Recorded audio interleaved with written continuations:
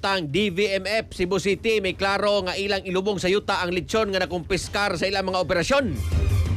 Unsa man kuan dinhi kining day mga isyu ni aning ilahang kanon. Ato ni Siron pinagi sa report ni katropang John Lee Chavez by King. XFM Report. Yes, katropang manager.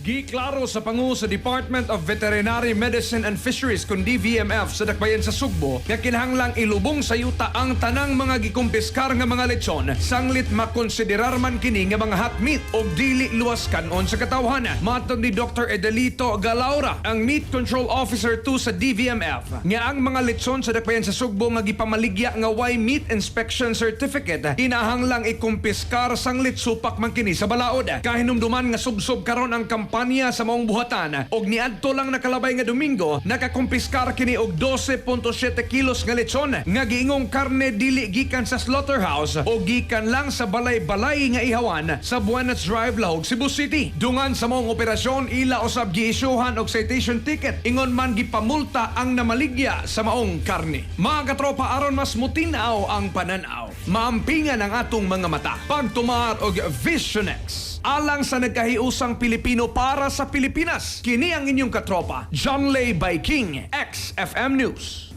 XFM Report. Salamat katropang John Lee Chavez by King. Cellphone Plus Gold, mapalit sa mga butika sa inyong lugar.